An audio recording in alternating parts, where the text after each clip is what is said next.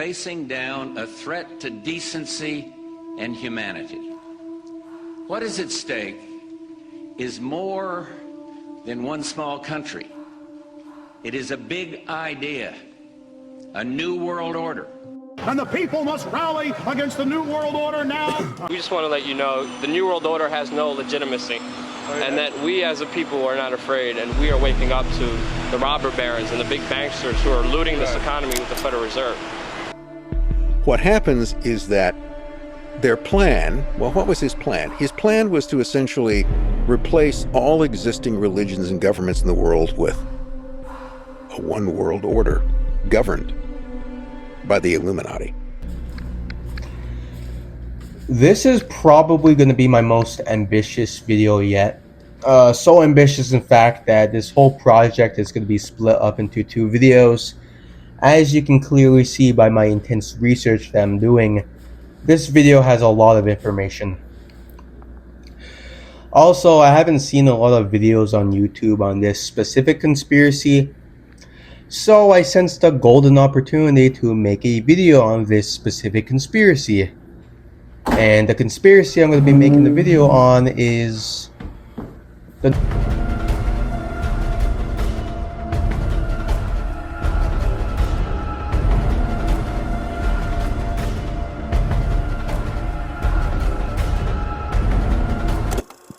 While you can say that the New World Order conspiracy started after World War I or World War II, I would say the conspiracy begins all the way back in the 18th century with the Age of Enlightenment, but more importantly than that, Freemasons. to explain what Freemasons are, think of them as this all-exclusive brotherhood group, sorry girls, where you and your boys preach things such as reason and enlightenment, and maybe do some rituals as well. But also criticizing religious authority, which was very prevalent in Europe at the time, pushing for more secular governments, like, for instance, governments we have today. And I'm sure you can guess why Freemasons operated behind closed doors, because, yeah, the Catholic Church wasn't exactly the biggest fan of Freemasonry. Viewing their secular beliefs, their general secrecy, their occult rituals and symbolism that they did, but also the influence they had across Europe at the time as a threat to their authority, as a papal bull decreed by Pope Clement XII banned all Catholics from becoming Freemasons. So with this information, you may be thinking, if the Catholic Church is that scared of Freemasons, then Freemasons must have been pretty powerful. And they were. In fact, there's many famous and influential people at that time in history who were indeed Freemasons. Prominent founding fathers like George Washington and Benjamin Franklin were indeed Freemasons. And you also got famous composers like Mozart, you got philosophers like Voltaire, and you even got monarchs like George IV and Frederick the Great. Alongside Freemasons, you got secret societies, and while both are often used interchangeably, Freemasons are generally not considered to be secret societies in the traditional sense. Notable secret societies include Skull and Bones, which we will get into later. You got the Bohemian Grove, which we will definitely get into later. But there's one secret society that I've been intentionally not mentioning throughout this entire video. A secret society that's been in the forefront of this entire conspiracy. Of course, I'm talking about The Illuminati. Yeah, I know. It may be shocking to some people that the Illuminati was an actual group, but they were, and coincidentally, they were founded in the same year that the United States became a country, all the way back in 1776, with their origins dating back to Bavaria, Germany, founded by this guy, Adam Weishaupt. Now, all this information that I just gave you is to give you a better understanding of the whole New World Order conspiracy as a whole, and also to keep in mind that this conspiracy is based off of a Christian mindset, and also to keep in mind that democracy didn't really exist at the time. The United States only became a country in the latter half of the 1700s, so monarchy was the main form of government. And also, many people say that this conspiracy is based off of anti-Semitism, and I'm obviously not trying to promote that in any way. But I'm also not trying to debunk the conspiracy or even promote this conspiracy. I'm just a guy making a video. So all I ask of you is to sit back, relax, And let's get into some history, shall we? Born February 6, 1748, Adam Weishaupt grew up in a Christian household with both his father and uncle being professors of canon law at the University of Ingolstadt, and at the age of 7 attending a Jesuit school. But at the age of 5, Adam Weishaupt's father died, and then he was taken into custody by his grandfather, which definitely influenced his philosophy. As rather going down the path of a more Christian philosophy, he shifted his philosophy to a more enlightened one instead. But Weishaupt did end up taking after his father and became a professor of canon law, but only after the suppression of the Jesuit order in 1773, which opened doors for non-Jesuits to become professors, as you had to be a Jesuit in order to be a professor. But being a professor wasn't the ultimate goal for Weishaupt, with his dreams of spreading his ideas of enlightenment. So he considered joining Freemasons to spread his ideas, but that never really phased out. So on May 1st, 1776, Weishaupt and a few of his best students got together and founded the Illuminati. The Illuminati structure was very similar to Freemasons, like, for example, different levels to the society, such as Novice, Minerval, and Illuminated. They also practiced rituals like Freemasons, and also like Freemasons, the Illuminati had grander dreams of reshaping society. Like I was saying earlier, while Enlightenment ideas in Europe were popular, European society was still heavily influenced by religion and the church. So instead of monarchy, Weishaupt envisioned a government ruled by a secret committee of enlightened individuals. A society free from the influence of the church and replaced with a new religion, a religion of reason. Over time, the Illuminati grew from a few of Weishaupt's students to around 2,000 members by 1784. Mainly help from this guy, Adolf Kniga, who was a Freemason himself, as he helped recruit other Freemasons to join the Illuminati. But the Illuminati didn't just stop at Freemasons, as they also recruited writers, philosophers, lawyers, university students, and even some politicians and aristocrats. The group even got recognition from Thomas Jefferson, of all people, who was a big fan of Weishaupt himself. But the group came crashing down after the Illuminati basically became an open secret. Like I mentioned, the group had members who were politicians and also aristocrats, so you can see why the Illuminati struggled to stay in secrecy, as the Duke of Bavaria banned all secret societies, including the Illuminati. Members of the Illuminati were arrested, as Weishaupt was forced to flee Bavaria, while documents were also seized. Most notably, they raided the residence of one of the more influential members of the Illuminati, Xavier von Zwick, and found evidence of plots to overthrow the Bavarian government. But with that, the Illuminati was banned, Weishaupt gone, and the Illuminati ceased to exist. Or did it? Now, the first Illuminati conspiracy was first promoted by writers Auguste Barrel and John Robinson in 1797. Now, this was over a decade since the Illuminati was banned, but it wasn't too far after the French Revolution started. And yes, this conspiracy promotes that the Illuminati orchestrated the French Revolution. Now, before the revolution even started, one of the writers, Auguste Barrel, was already well known in France as a conservative Jesuit writer and journalist who was deeply opposed to the Age of Enlightenment and many of the philosophers at that time in France, viewing their beliefs as radical. And Barrel claimed that 3 main groups were actually behind the French Revolution in his book Memoirs Illustrating the History of Jacobinism. One of the groups that he accused was the before-mentioned philosophers in France, such as Rousseau and Voltaire, of stirring up society with their radical ideas, and how their radical beliefs were going to be used as a weapon to undermine and eventually destroy Christianity. He also blamed Freemasons for undermining religion and monarchy, but the masterminds behind all of this, the whole French Revolution, you will never guess. Lo and behold, the Illuminati. I know, shocking, but in his book he accused the Illuminati of infiltrating French Freemasons, which is true to an extent.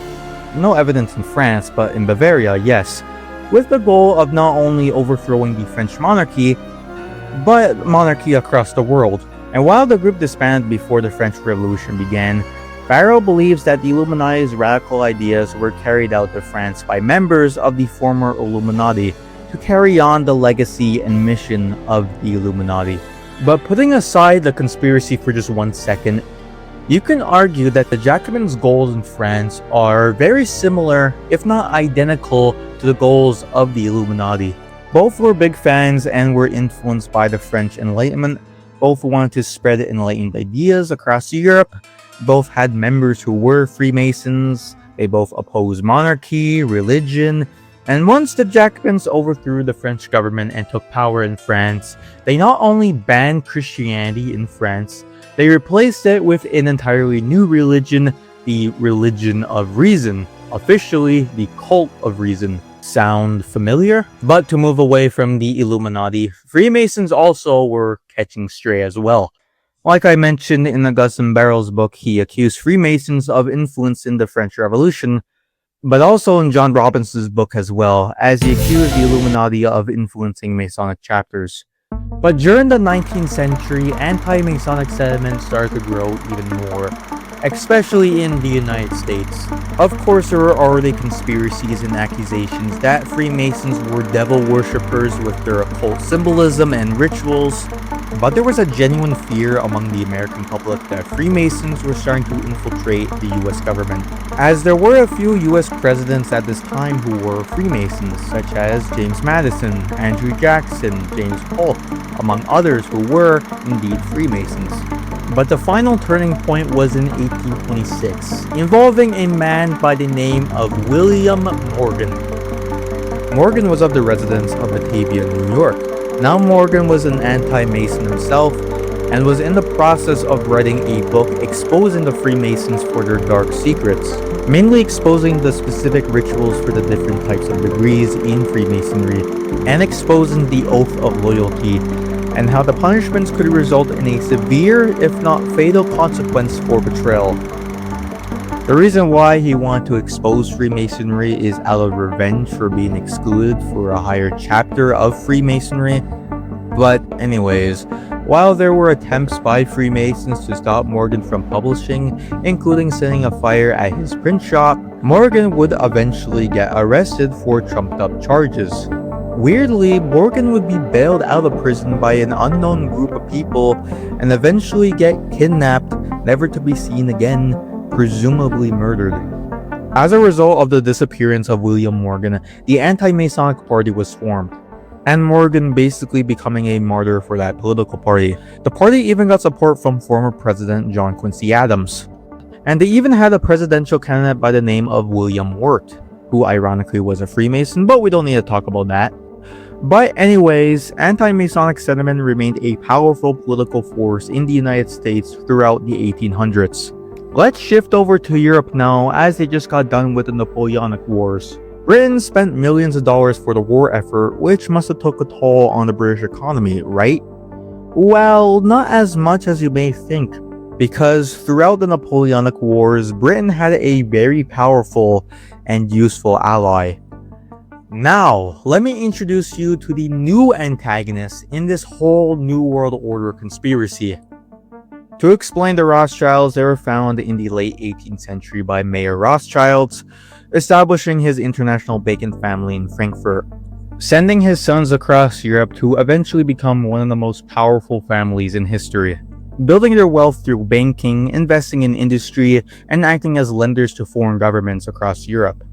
Like, for example, funding the British during the war effort, or loaning the British £4 million, around 100 million in today's money, for the Suez Canal. Or how about the Rothschilds were involved in the independence of Brazil? How about the time the Rothschilds saved the British bank from going into an economic panic?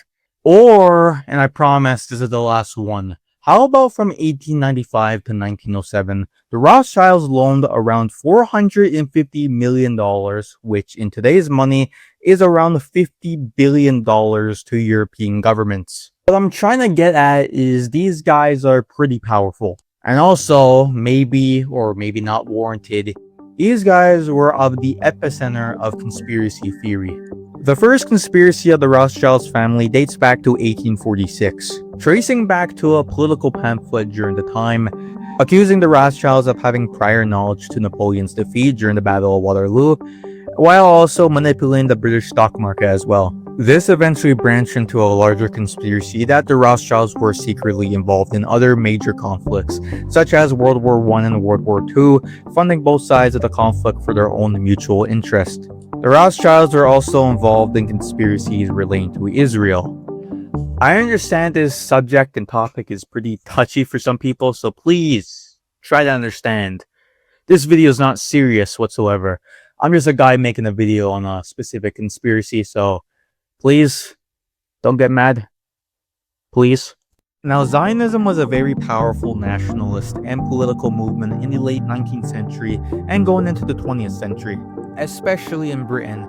And after the Ottomans got involved in World War I, Zionist leaders pushed the British government to create a Jewish state in Palestine. Now, the conspiracies around the Balfour Declaration, which was a public statement by the British government supporting the creation of a Jewish homeland in Palestine. Now, the declaration was issued as a letter sent from Arthur Balfour to Lord Rothschild, which leaves speculation that the Rothschilds played a bigger role in British foreign policy than one may think.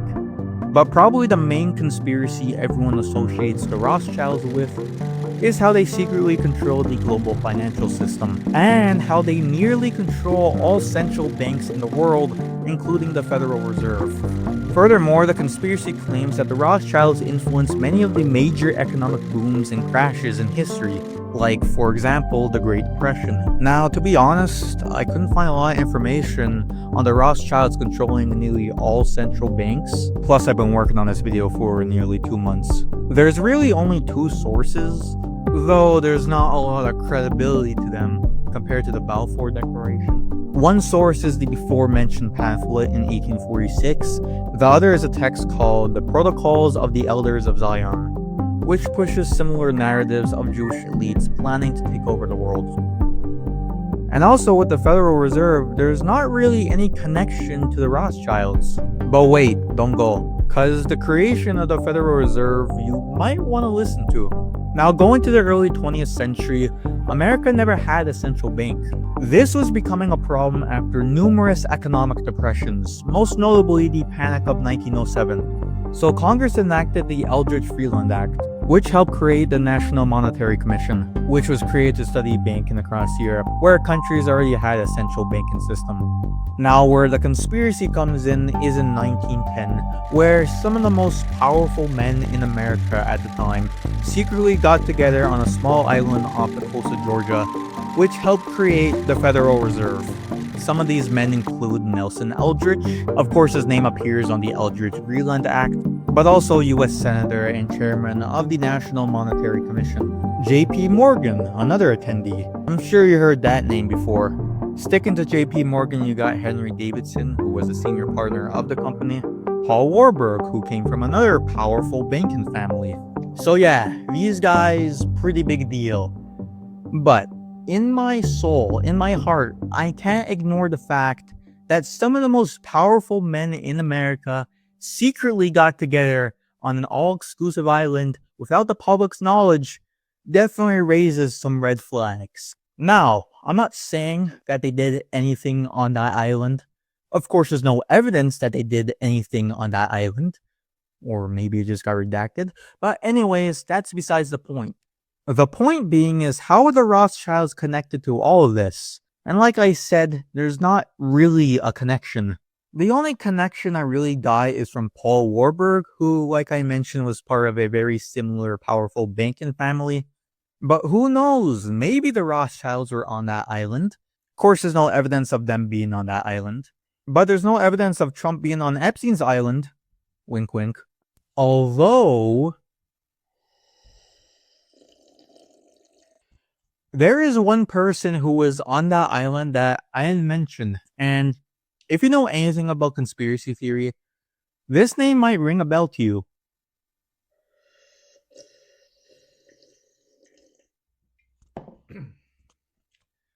Have you heard of a fella by the name of Rockefeller?